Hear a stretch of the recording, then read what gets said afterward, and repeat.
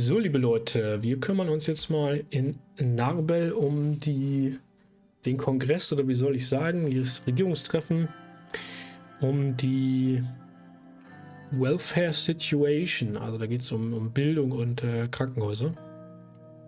I arrived at the meeting room for my talk with Chiara and Pascal. Before beginning, I took a moment to appreciate the view from the balcony.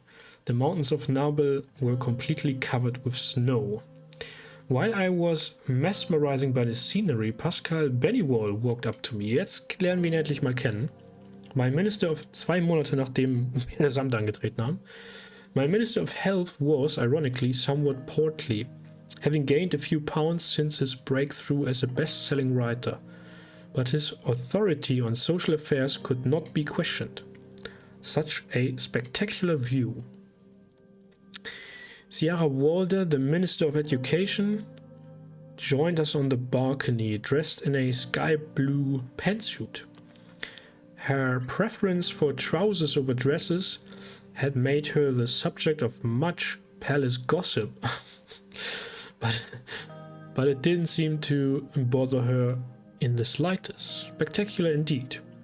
But if you look at the opposite direction, you will see what shows decades of neglect did to the city.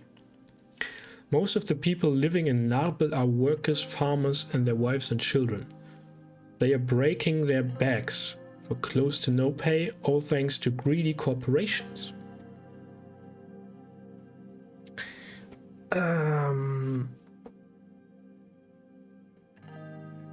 We can't blame the companies. Natürlich können wir sie blamen. Wir werden natürlich der Arbeiterinnenklasse helfen, ist doch klar. I'm glad we see eye to eye on the issue. If you look past the view, you can see the real problems like poverty. Pascal nodded gravely. This was a subject he knew quite a bit about himself. His best-known books were about the plight of Sordlands less fortunate, drawing from his own past growing up in Squalor. Das ist ganz spannend, finde ich. Wir haben ziemlich viele Mitglieder, die uns unserer Meinung sind, oder? Also unserer politischen Richtung nahestehen. Sagen wir mal, die Mitte links bis links orientiert sind. Die Justizministerin, Gesundheit, soziale Angelegenheiten, Arbeit, Außenminister, Bildung. Die Innenministerin ist eigentlich konservativ. Gut, der Verteidigungsminister sowieso. Der Minister für Landwirtschaft und räumliche Entwicklung ist auch eher links. Der Wirtschaftsminister logischerweise nicht. Okay, nehme ich zurück. Der Wirtschaftsminister auch nicht. Logischerweise ergibt da keinen Sinn. Gut, Peter ist irgendwie so, weiß ich auch nicht. Hat der überhaupt irgendwie eine politische Ansicht? Das ist spannend. Ist das immer so? Amentus, du kannst mir das ja vielleicht mal sagen. Was wäre denn, wenn wir jetzt, sage ich mal, nationalistischen Hardliner spielen? Kriegen wir dann eine nationalistische Mehrheit im Parlament oder ist das festgelegt? Well put, Miss Walder. I don't need to tell you about my own experiences with poverty, and you've been through similar hardships yourself, Mr. President.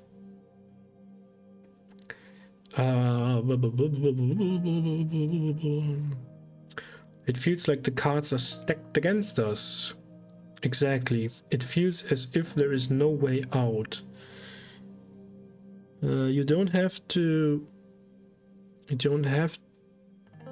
have been born poor to sympathize with the plight of the impoverished, much as you don't have to have been born a woman to recognize Sordland's need for parity among the sexes. Aha. Parity among the sexes shouldn't be our first priority. Look at how many high-ranking female politicians our country has. Ja, er ist hier sofort in der Hinsicht relativierend. Appearances can be deceiving. Her voice sounded bitter. Ja, das kommt natürlich dazu, ne? Also, ich meine, auch eine Frau muss nicht automatisch feministisch sein. Think about how Lilia's graph got to her current position. I don't necessarily believe the rumors about her and Sol, but she never could have risen so high if she didn't parrot his cause.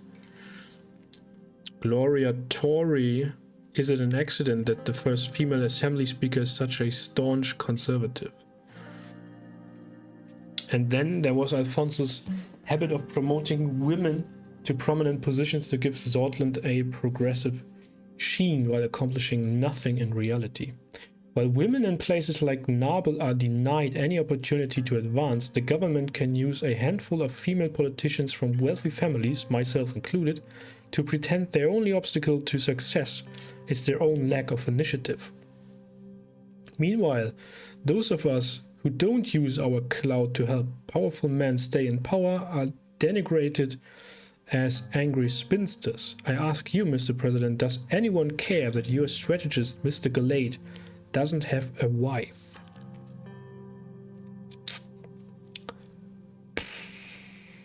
I agree completely. I'm glad to hear that. As I was saying, isn't it about time Hosert addressed this country's real issues, rather than bowing to the wishes of the hawks and the fearmongers in the establishment, and diverting yet more resources from the military and law enforcement? Our welfare, healthcare and education systems have been decaying since the recession. Sordland's poorer communities are losing hope. Hopelessness and lack of opportunities can drive people to extreme solutions. We are seeing increased crime, domestic violence, and yes, rising inequality between men and women.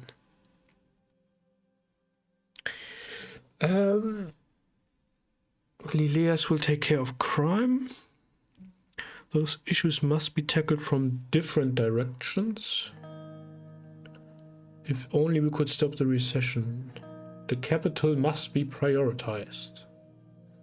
Nein, wir brauchen eine holistische Lösung. Eine allumfassende Lösung. I'm planning to help by using an increased budget to improve the quality of healthcare. That could prove useful, but we need to be doing a lot more. Education and similar issues. Oh, wollen die jetzt beide Budget haben und wir haben nur noch einen Punkt? There is another subject I want to mention. I've been working on improving the rights of workers in our country and have proposed a draft bill that is currently being reviewed by our party. Mr. Calvin has already backed me and given his support. Sordland has fallen behind most countries on this subject, and it is my responsibility to ensure this is not the case.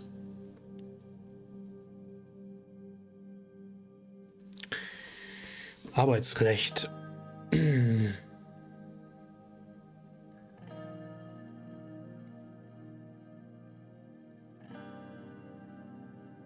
Ja, sind wir dabei. Exactly, Sordland must provide for its own people to move forward. It is also a matter of life and death. Every decade we hear some horrific accident due to employers' disregard for their workers' safety. So would you back the bill when it arrives on your desk, Mr. President?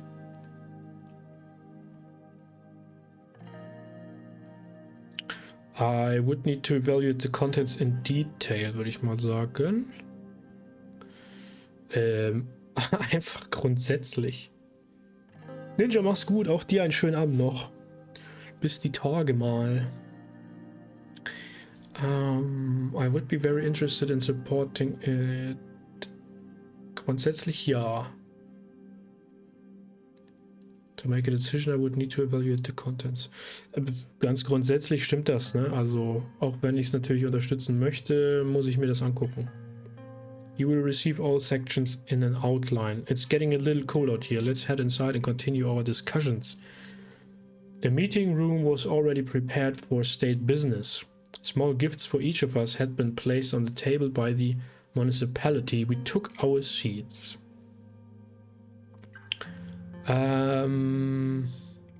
Bildung zuerst.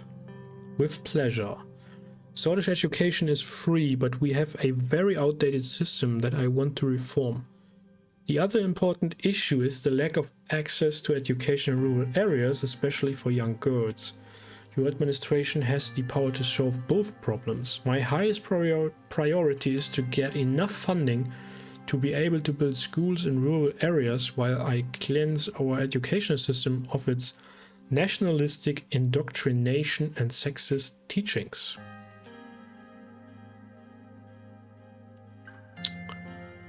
Bam, bam, bam, bam, bam. Was ist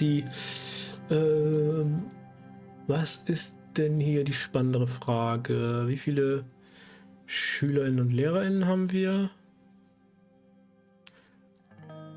Wie viele Menschen können lesen? Was ist der Unterschied zwischen städtischer und ländlicher Bildung?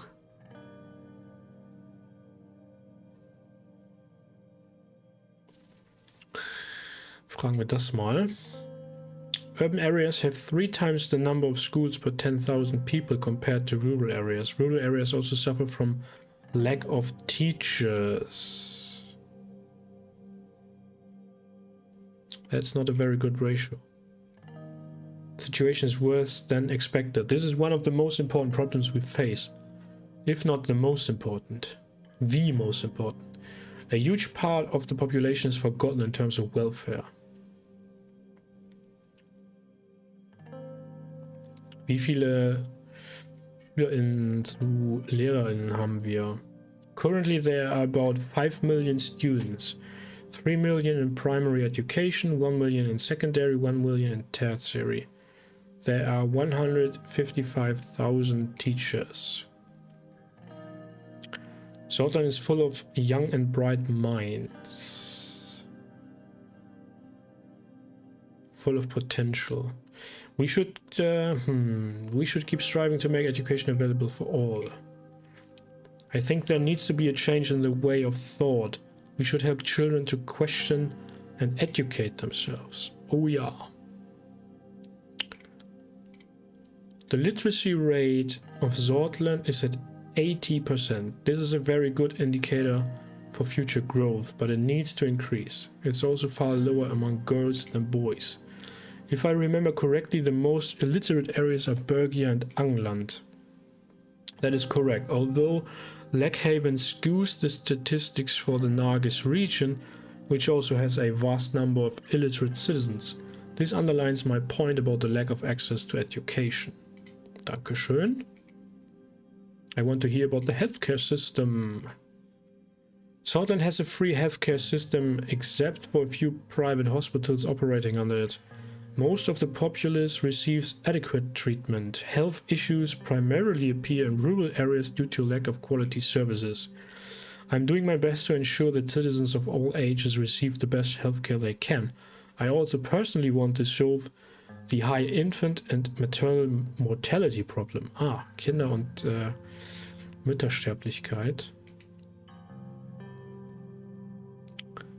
Wie viele Krankenhausbetten haben wir? Betten haben wir auf 1000, 10.000. There are 10 beds per 10,000 citizens. Was? Das ist eine gute Quote? 10 Krankenhausbetten für 10.000 pro 10.000 BürgerInnen?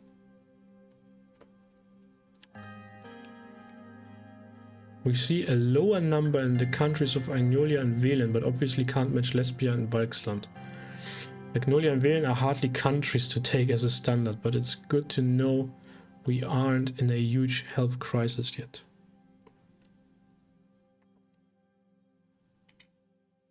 Intensivbetten? Ja, vielleicht. Glaube ich aber nicht. Das scheint insgesamt die Kapazität zu sein. Wie viele Ärztinnen und Krankenpfleger haben wir? 30 31,000 doctors and 73,000 nurses working for the ministry. This is a high number. What I think is, I don't want to be rude, but out of those numbers, how many are in urban and rural areas? Good point. The data shows that per 10,000 people in urban areas, there are about 11 doctors, while in rural areas there are only 3. Treatment time is still too high due to the low number of doctors in rural areas, which get barely any proper coverage. Und was ist denn die Lebenserwartung? Our life expectancy is 65. And the infant mortality rate is a worrying 85 per 1,000. While our maternal mortality is at 90 per 1,000. Krass. Be assured that we are doing everything we can to save mothers and their newborn. Those numbers are saddening indeed. Yes, they are.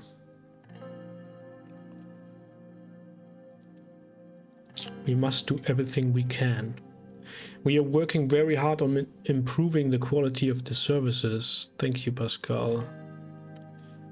I believe that's everything.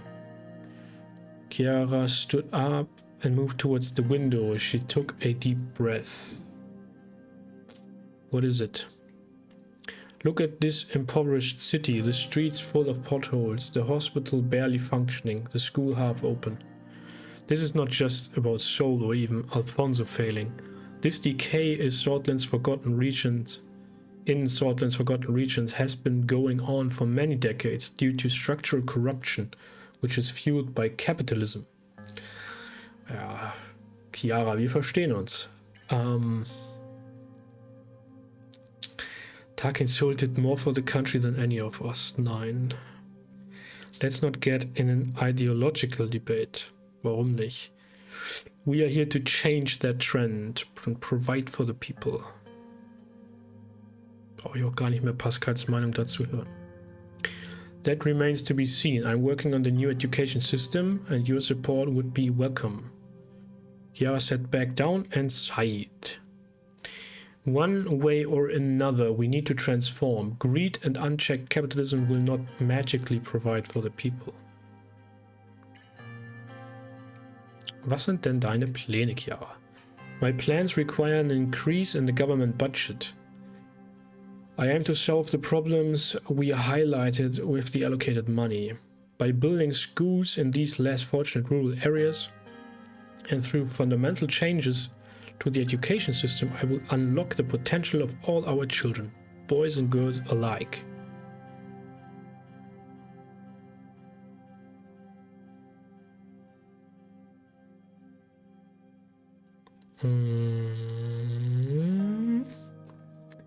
Ja, jetzt machen die hier das Argument auf ländliche Regionen oder Qualität. Aber man muss, natürlich braucht man beides, aber ich glaube, es ist wichtiger, in die Fläche zu gehen. Improving the situation in rural areas is indeed a good idea. The investment would be the future of Sordland, ja genau. Imagine the untapped potential of the youth unlocked, the knowledge and wealth they will generate. Wouldn't the promotion of private education help create additional funds? Yes, but at what cost? I'm not a supporter of the private sector in education because at the end of the day, they are focused on profit first. Und woran arbeitet Pascal? I personally want to improve the low quality of healthcare in the rural areas. So I created draft plans to increase the salary of doctors and to upgrade the equipment. I can do more with an increased budget. Additionally, a privatization plan to promote private investments. Nee, das möchte ich aber nicht haben im Gesundheitssystem.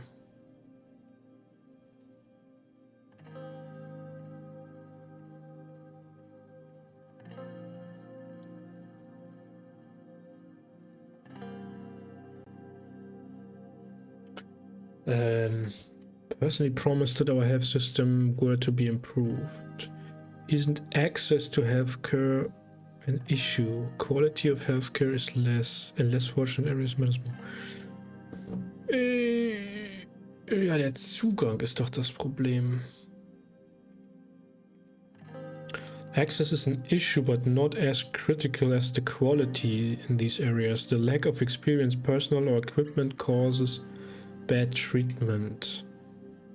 I do hope to create competition and increase the quality of healthcare with privatization efforts. Aber Chiara hat da, glaube ich, eine andere Meinung. A private healthcare system would increase the price of treatment and make access worse for the average citizen. The decision not to promote more state control would cost the people dearly. My expectations from our government is that we understand and focus on the needs of the people. It's about what people need.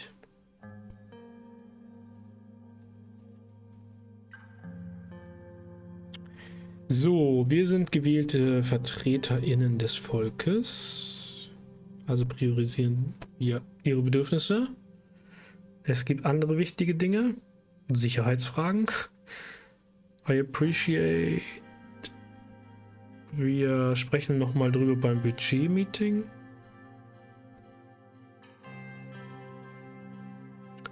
I have bailed out people in need instead of businesses. Trust me, my priorities are correct.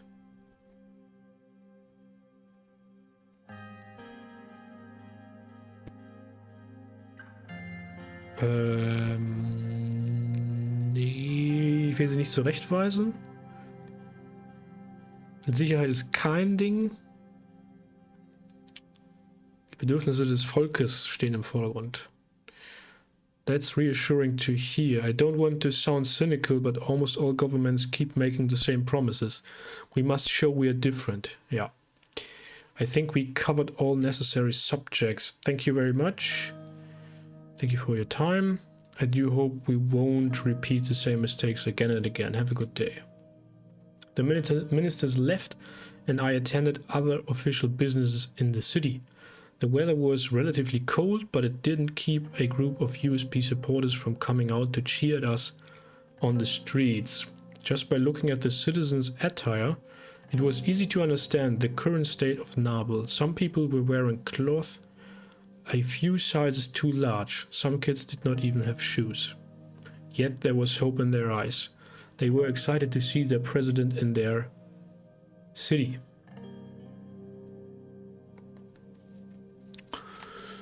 Nun denn, neue Berichte aus Estort.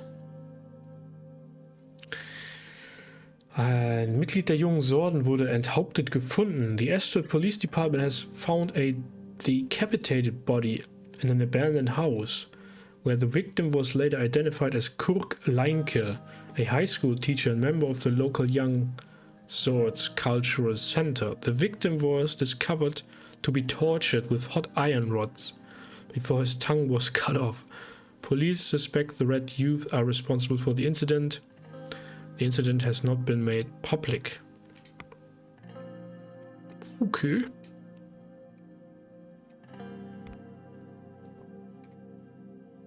Morbel mine disaster. A coal mine has collapsed in Morbel. Emergency response teams were dispatched immediately. Due to the sheer size of the disaster, additional manpower and supplies were requested from nearby cities. Initial investigation shows that an underground fire has started due to the neglect and working situations by the Nedam mining group. Current death toll is at 82. One of the largest state-owned mining corporations. Oops.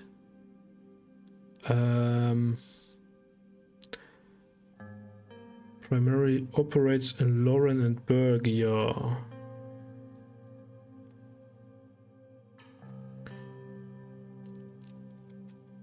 Its largest extracted resources are coal, gold and diamonds, which generate high profit margins for the Sordish State.